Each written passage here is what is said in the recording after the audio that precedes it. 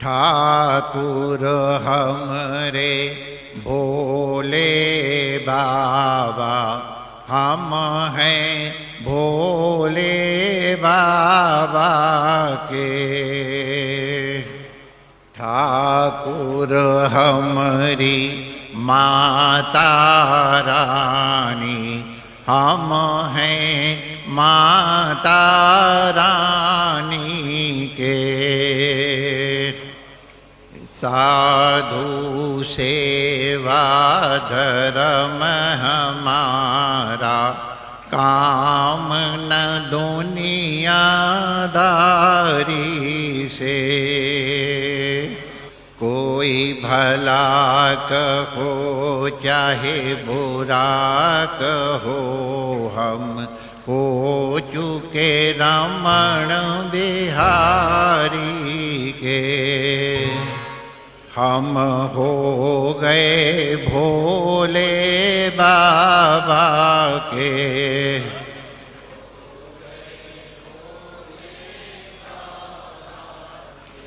हम हो गए माता रानी के।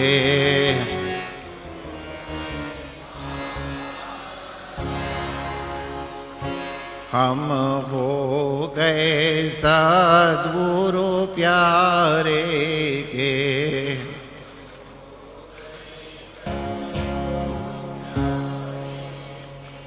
हम हो चुके रमण बिहारी के।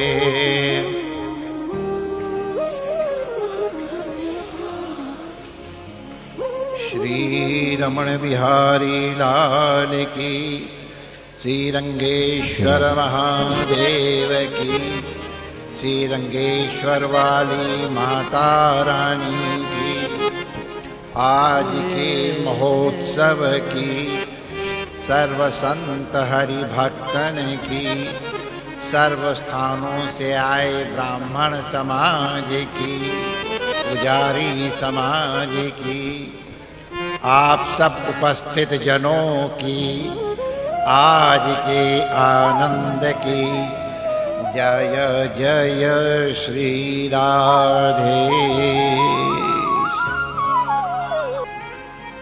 नारायण नारायण नारायण नारायण। ये सृष्टि पराम्बा भगवती से उत्पन्न हुई। शिव शव रूप में है। जब शक्ति उनके साथ इकार के रूप में जुड़ती है तब वो शिव होते हैं।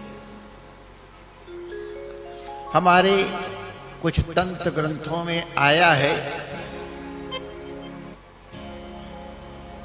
सृष्टि के आदि में पराम्बा भगवती, ये शास्त्र के द्वारा शिव से सृष्टि मानी गई है, नारायण से सृष्टि मानी गई है, परब्रह्म से सृष्टि मानी गई है, गणपति वाले उनसे। तो ये सबके सब एक ही तत्व है जिसको नाना रूपों में हम ध्यान करते हैं अपनी अपनी भावना और अपने अपने अधिकार के अनुसार। तो जो हम पराम्बा की लीला आप लोगों को बताने जा रहे हैं उसके अनुसार पराम्बा भगवती को सृष्टि करने की इच्छा हुई।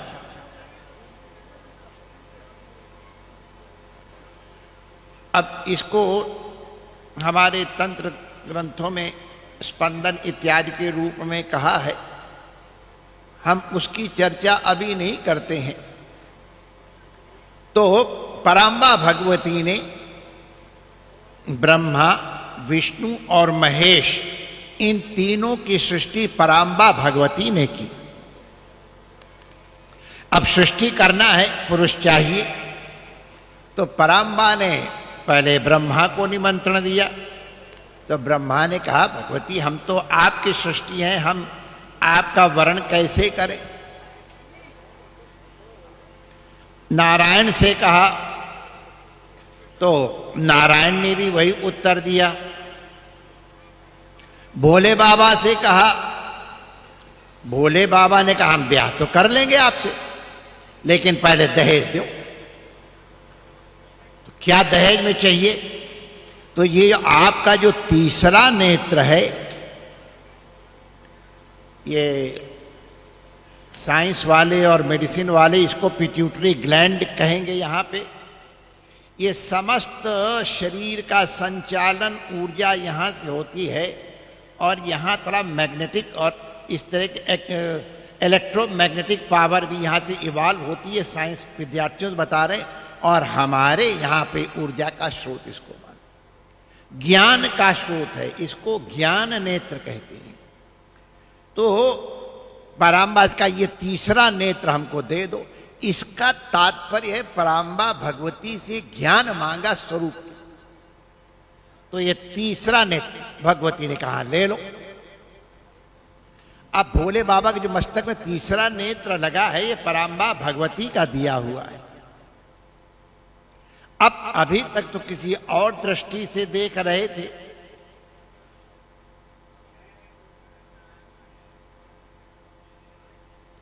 अब जब पराम्बा भगवती को कामिनी के रूप में देखने लग गए तो उनका सौंदर्य तो अनुपम त्रिपुर सुंदरी है। उनके सौंदर्य का क्या बखान किया जाए, वाणी तो वर्णन कर ही नहीं सकती है।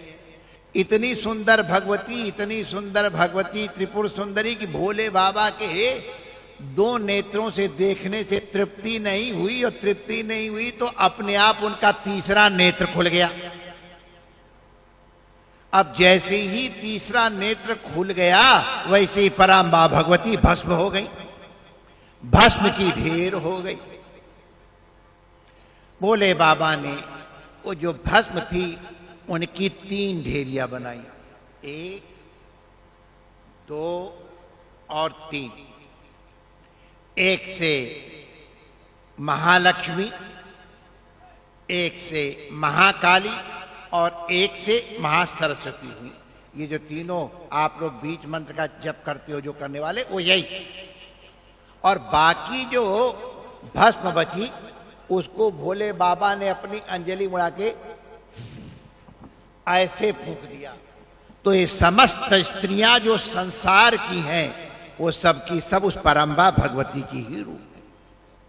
स्त्रिया समस्ता, बोलो, ये स्त्रिया समस्ता सकला जगसु वही पूरी मम्म में तत्काते स्तुति स्तव्य पराः परोति। तो इसीलिए हम लोग हर स्त्री को माता के रूप में ही दर्शन करते हैं। ये सबकी सब पराम्बा की रूप ही है हमारे यहाँ। अरे और तो और अपनी पत्नी की भी पराम्बा के रूप में पूजा की जाती है माय डियर, ये मत समझना कि वो। और जैसे पत्नियों को अपनी पति की पूजा करने से मंगल होता, कल्याण होता है, पत्नी की पूजा करने से पति का भी कल्याण होता है। ये भी आप लोग नोट कर लो, ये शास्त्र का प्रमाण है। परस्पर एक दूसरे को पूजा करना है, शिव शक्ति एक ही बात तो है। तो स्त्रिया समस्ता सकला जगसु तो यही कहा पूरित मम में तत्काते स्तुति स्तव्य पराः परोति। तो इसीलिए एक छोटी सी 1 दिन की बालिका है, उसको भी अंबा कहते हम। अभी हमको बता रहे थे महाराज, एक और भव्या आ गई, भव्या पराम्बा भगवती का नाम है। तो 1 दिन से लेके और 100 वर्ष और उससे ज्यादा की, वो सबकी सब हमारी माता है। यहां तो चाली थोड़ी कम हो गई है, दक्षिण में हर एक को बुलाएं तो अम्मा, इंदिरा अम्मा, लक्ष्मी अम्मा, वीणा अम्मा, वेदा अम्मा, उनके पीछे अम्बा लगाते ही हैं। तो हम हर भगवती, हर स्त्री शरीर को पराम्बा भगवती के रूप में ही दिखाते हैं। लेकिन वस्तुतः ये एक शक्ति का स्वरूप है।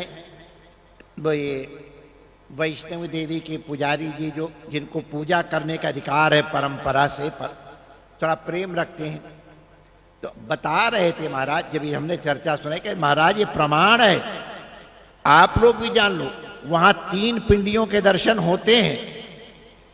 ऊपर से 3 पिंडी और नीचे से वो एक है। जहां से जल आता है चरण गंगा वाला, वहां पर भगवती एक है। तो चाहे महाकाली को, चाहे महालक्ष्मी कहो, चाहे महासरस्वती कहो, और चाहे अपनी पत्नी का नाम लो, रामकृष्ण परमहंस देव भगवान ने शारदा अंबा का पूजन षोडशी के रूप में किया और पराम्बा भगवती ने आशीर्वाद दिया। तो ये पराम्बा भगवती दयालु हैं, वो माँ के होके पैदा करती हैं, पालती, बहन करके स्नेह देती, पत्नी बन करके संरक्षण देती, सलाह देती, गिरने से बचाती है, पुत्री बन के लालन पालन करती। हर रूप में उस पराम्बा भगवती के दर्शन है। हमको बहुत प्रसन्नता हुई रंगेश्वर बाबा के यहाँ, जाने कौन से मुहूर्त में काली भैया बैठ गई और थोड़े दिनों में ये चमत्कार आज देख करके बड़ा आनंद होता है। आज हजारों हजारों लोग वहां नित्य दर्शन करते और सबको न जाने कितनी प्रकार की अनुभूतियां होती हैं। उनके भक्त मंडल को भी हम बहुत साधुवाद देते हैं। जिस भाव से पूजा करते हो सब आपस में मिलजुल के रहते हैं, छोटे बड़े या धनी गरीब का कोई प्रश्न नहीं, सब मिलजुल करके जहां जाएंगे इकट्ठे पूजा करेंगे। सब धामों में गए, ये बहुत अच्छी बात है, ये प्रेरणा। अरे माँ की गोद में तो हर बच्चा बराबर। तो उनके पराम्बा भगवती के अनुग्रह से ये दिव्य आयोजन हुआ। पराम्बा भगवती ने प्रेरणा करके हमको, हम तो कहीं नाटक में लगे थे, माता ने कृपा करके हमको बुला लिया और हम आ पाए। हम पराम्बा भगवती को प्रणाम करते हैं, भोले बाबा रंगेश्वर भगवान को प्रणाम करते हैं, रमण बिहारी को प्रणाम करते हैं, श्री सद्गुरुदेव को प्रणाम करते हैं, समस्त तीर्थों से आए विप्रमंडल को, पुजारी वर्ग को प्रणाम करते हैं और आप सबके हृदय में विराजमान भगवती को प्रणाम करके अपनी वाणी को विराम दे करके और अब यहाँ से प्रस्थान करने की अनुमति मांगते हैं। जय जय श्री राधे श्री रमण।